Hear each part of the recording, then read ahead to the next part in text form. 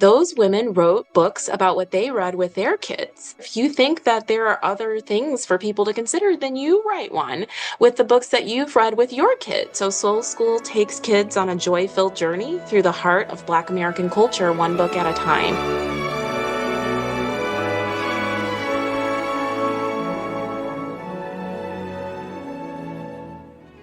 Hello, and welcome to the Arts of Language podcast with Andrew Pudewa, founder of the Institute for Excellence in Writing, or as many like to say, IEW. My name is Julie Walker, and I'm honored to serve Andrew and IEW as the Chief Marketing Officer. Our goal is to equip teachers and teaching parents with methods and materials which will aid them in training their students to become confident and competent communicators and thinkers.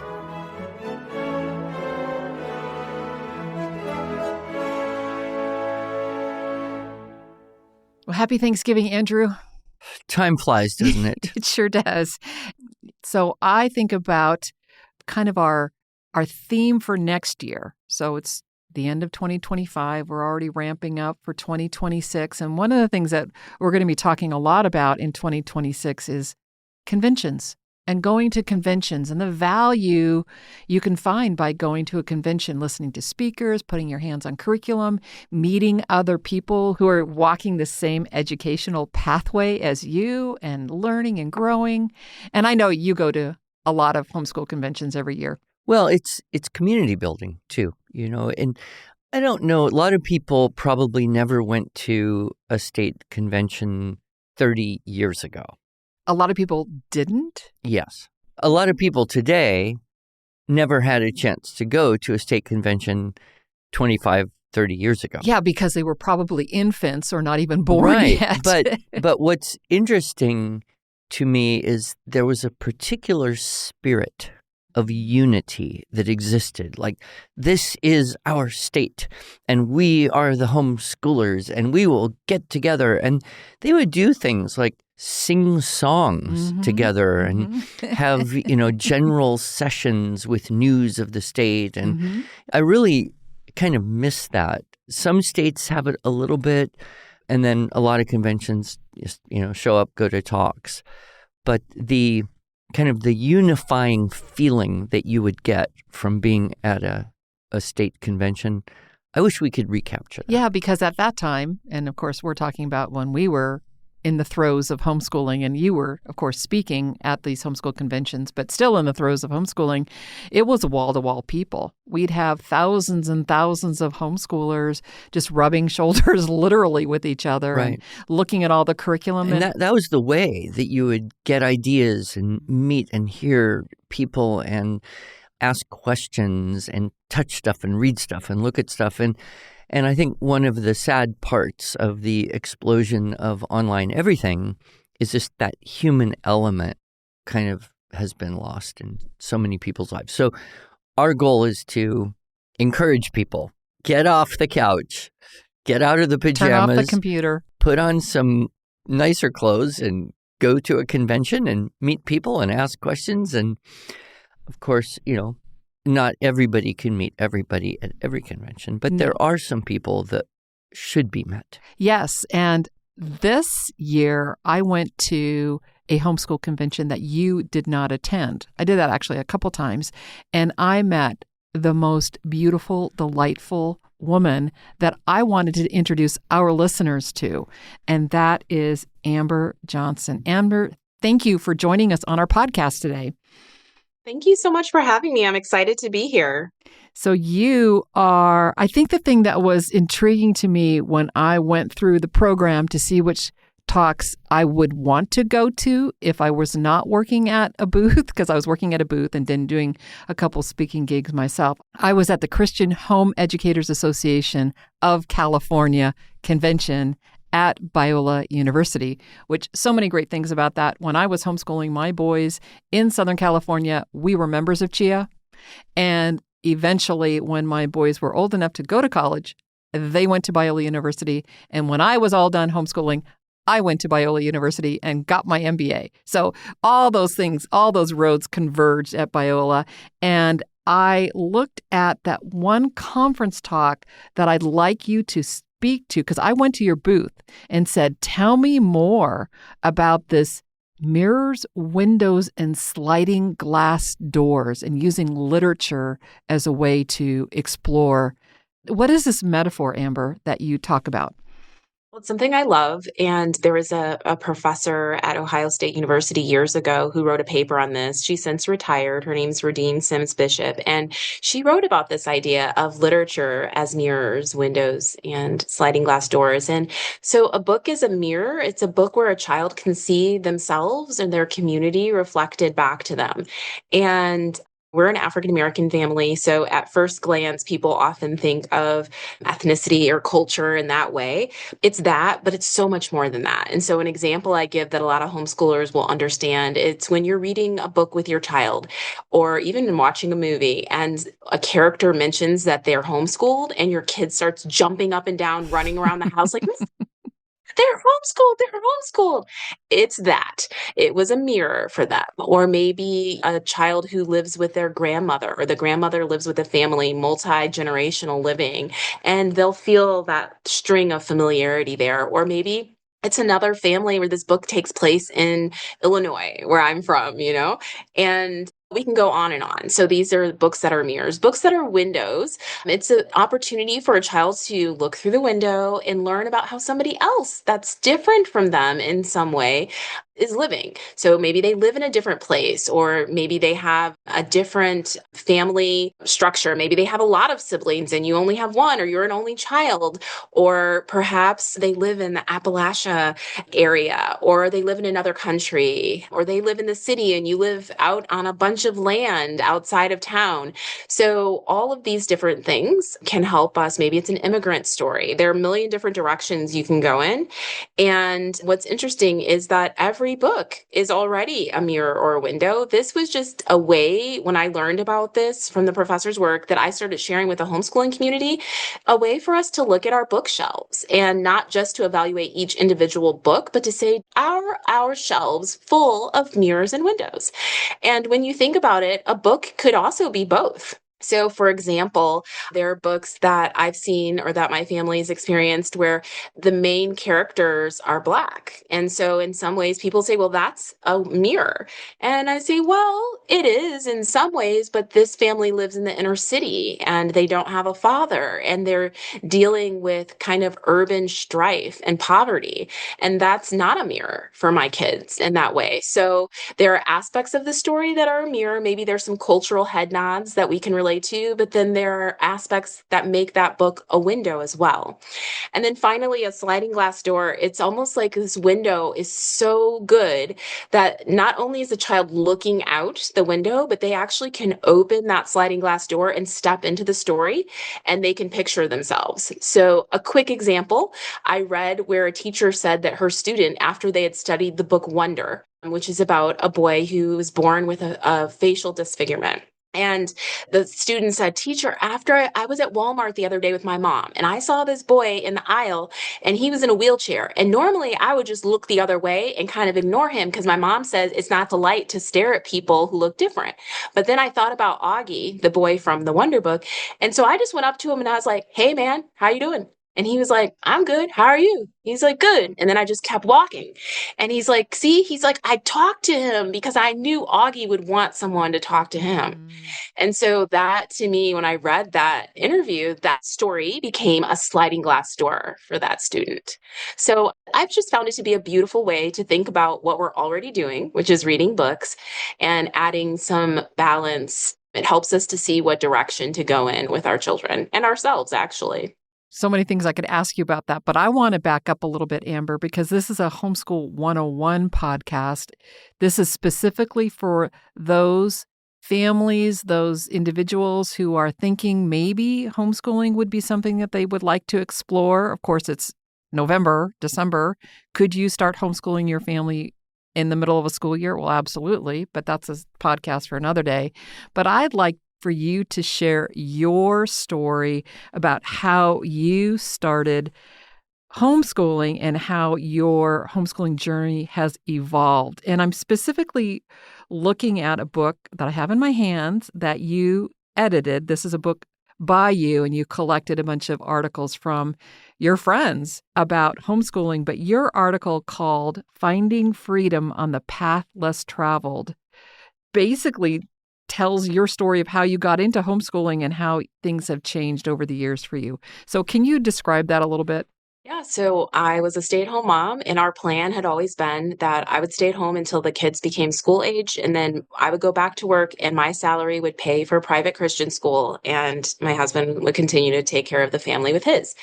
As the time got closer, specifically, it was pre-K, kindergarten 4, and my husband kept talking about homeschooling. Like, I thought it was a joke, and I laughed every time because it was funny, because that's not something I would ever consider. That's not something I'm interested in, nor do I have the ability to do that. And then one night he took me out to dinner and he like reached across the table. He held my hand. He's like, I really need to talk to you about something. I'm like, oh gosh, what have you done? And he was like, well, every time I bring up homeschooling, you start laughing. And I said, well, you laugh too. And he was like, mine is nervous laughter as a response to you because I don't know what to say. And he was like, the truth is that I actually really want the children to be homeschooled. And so that was the first time that I knew that he wasn't just kidding. And I was like, no, absolutely not. I had all the reasons. The biggest one now I can say for sure was fear of a lot of different things. But one of them was that I think we had so much fun. We were having such an adventure. And I didn't want my kids to associate drudgery with me. And school is drudgery. That's in my mind, it's boring, it's not fun. And now I'll be the purveyor of the boring, not fun things. And so, in his wisdom, he said, well, would you give it 1 year and give it all you've got? And if at the end of that year you really feel this is not the thing for our family, I'll never ask you again. I was like, sold. Yes, let me hurry up and get this year out of the way so he'll never ask me again. And in that year, I fell in love. And that's how our homeschooling journey began. What It a was more wise than fun. dad. That, Oh that my gosh, that's so so wise. wise. How did It was very he gentle. how did he come to the idea that he wanted you guys to be a homeschooling family? What planted the seed in his heart? Mm, gosh, that's just so, I would say God, right? And then the idea that I believe that he wanted to continue what we already had, which was a big focus on family time and on recognizing and honoring each individual child in our home. And I also think, if we're being honest, that there was a part of this like, oh, my firstborn is brilliant that I think happens with every parent. So he was like, "Huh, hey, 4, give me a joke. Give me a break. That's a huge joke. My brilliant daughter, she's ready to tackle Harvard and they want her to be in a little preschool class." So I think there was a little bit of that there as well. And I also think she was so spunky and just so full of life. And he felt that it wasn't that spark wasn't necessarily conducive to fitting into a classroom, and he didn't want her light to be dimmed. And so there were a few different things. And also we love to travel. And that was a value that we had as a family. And I think he didn't want that to be compromised. I was thinking about travel as you were talking about windows and glass doors and how children are just so excited to go somewhere. I'm noticing this with grandchildren. Like they will sit around and talk for any number of minutes or hours about these fantastical trips they would love to take. They've never been to these places, but they've heard about them. They've read about them. They are aware that they exist. And so this desire for children to have new experiences is super deep in their soul. Like they just crave that idea of, oh, go and experience something different. And that'll be education. That's what they experience, education. And I was thinking about when you were talking about the books, how books we've read aloud to the family become kind of like mini vacations. Years later, the kids will even say things like, oh, remember in The Hobbit? And they'll pull out something that they remember from the book that we read together. And travel, I think, is the perfect complement for that. And, I sometimes do talk two people who are a little skeptical about homeschooling. Usually it's the opposite. The mom wants to do it and the dad's the skeptical one. But you bring up that idea, but think of all the places you could go when it's not crowded with everyone else during August. You could go in September when it's cooler and everyone else is in school. But that idea of travel and learning and books being a proxy for travel, I just love that. So you mentioned travel, Andrew, and Amber, I'm going to read a quote from your book because you use travel to pivot. And I love this. So here was typical homeschooling mom. If this is you, I'm stepping on your toes. Here we go. There was a constant flow of opportunities to learn new things and have fun experiences within our community and friend groups. And I wanted to say yes to all of them. Yes, I want my children to play an instrument and sing in the chorus. Yes, I want them to be on the swim team, dance in the Nutcracker, and learn to play soccer. Yes, we wanted in on book club, scouting, musical theater, and coding class. Yes to nature club, Little League, volleyball, and 4-H. I didn't want my kids to miss out on any of these great activities. And though I resisted and often said no, we slowly slipped into the land of the very full calendar. And then what happened, Amber? So we left the country on one of our, we call them world schooling trips, and we were living in South America for 3 months. And during that time, obviously, everything that we had been doing came to a screeching halt, and I got to study my children, and I got to see how we flowed naturally without all of these things dictating our time. And we went to bed at a different time, and we woke up at a different time, and how much my children were discovering and how delightful the days were. And I was like, wow, this is what I want. This is a good life. And I told myself then that when we returned back to the United States, back to our regular home and our regular life, that I would spend my time fiercely protecting the margin. And that kind of set up a new way of approaching activities for us. And what I love about that is, as homeschooling moms, and I was the chief of them, FOMO, fear of missing out, was real. And I didn't want my kids to miss out. I didn't want to miss out. And we did get too busy. And I think that is a danger that is so easy to slip into. And Amber, I think that one thing that you learned by really being forced to not be a slave to your schedule, but to prioritize free time is so, so valuable. It is. And, I want to say also, it saved a lot of money. Like, I realized that we were spending a lot of money on all these organized activities. You don't notice it all at once. It kind of sneaks up because this one's only this much and this one's only that much. But then you need a costume and this one requires this special thing. And so it really helped us in that way as well. I think everyone's wondering, as I am, how old are your children now? They are 16, 14, 12, and 10. Wow. Just like clockwork. There, yeah, huh? So you are in the throes of it still, Amber. I do have to mention this because just like what I communicated to you back and forth with email is our listeners love book lists. And you've got a book list. And I'm going to read another quote from your book. I love your book. This is a quote actually from When Children Love to Learn. And this is a quote. The child is to come away having seen the sights, tasted the foods, experienced the struggles, appreciated the culture, life, and times of the real people of history. And it makes me think of the book that I picked up when I was there at the Chia Convention, Sweet Tea. What was it called?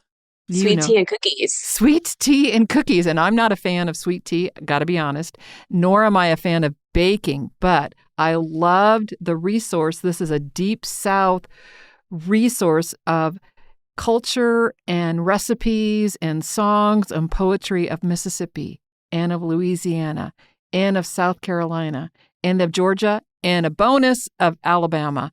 And so bought the book with intentions of cooking with my grandchildren. Oh, yes. Left the book in California. Still have yet to do that, but I plan to do that perhaps in time for Thanksgiving. But you have another book that you wrote called Soul School. Soul School. So talk about that book, Amber, a little bit. So I love books about books, and I have all of those, Honey for a Child's Heart and the Read Aloud Family and all these different books, and they're so good, and they have so many excellent book recommendations. But as I was, my children, I'm raising them and we're reading, I always felt like maybe there was something missing that wasn't represented usually in a lot of books. And that was books featuring characters that look like my kids and books that talk about Black American culture or even the diaspora, not instead of, but alongside these other beautiful books. And when you notice something and you have feelings about it, you have two choices. You can get mad that somebody didn't do what you think they should do, or you can consider, well, those women wrote books about what they read with their kids. Amber, if you think that there are other things for people to consider, then you write one with the books that you've read with your kids. And together, it'll just be a more complete picture. And that's what I did. So Soul School takes kids on a joy-filled journey through the heart of Black American culture, one book at a time. So the front part of the book, I teach parents or educators what I'm looking for in a book that relates to our culture and why it's important. And most of the book, it's this really rich, heavily annotated and curated book list from preschool all the way to high school, nonfiction, fiction, across all genres, including poetry. Everybody needs that book on their bookshelf. Yeah, it sounds like a must-have. Yes, exactly. I love what you said, though. If more people had your attitude, you can either get angry or blame somebody or do something about it, take action. If we had more people who had that attitude, I think we'd have a better world. Well, they would need to stop with all the activities and maybe go to South America for a few months to be able to do that. And write books while having a bunch of kids. Well, our timekeeper has told us, I can't believe it, that we are out of time, Amber. So we're definitely going to have you come back and speak more about this idea of including different types of reading in our homeschooling, in our schools, so that we can have a better opportunity to open those sliding glass doors. And in the meantime, she's got a few resources, right? She's got like 3 websites. Oh, yeah, Amber. How can I forget? You have a website, and tell us about some of the goodies that you have on your website. So the website is heritagemom.com, where people can find all of the things that I do. And I have 3 books there and lesson guides. They're all rooted in literature, in children's literature, some history, some fairy tale stuff, some geography stuff, the sweet tea and cookies that you mentioned, that family exploration of the Deep South. And I still blog. I'm old, so I'm holding on to that blog, but I still share articles about just homeschooling in general there and thoughts on motherhood and parenting and all of those things. So I can also be found on social media at Heritage Mom Blog. Amazing. So Andrew, when we have her come back, I want to unpack a recent blog. Today, it's a recent blog. By the time we have her back, it may not be so recent, but I still think it will be relevant. And it's what we talked about a little bit, and that is how to teach classic books responsibly. So I think that's just going to be really helpful to our listeners. That will be something to look forward to. Yeah. Well, thank you so much, Amber. It's really been very enjoyable getting to know you a bit, and I hope our paths cross in this next year or 2. Definitely. Me too. Thank you so much for having me.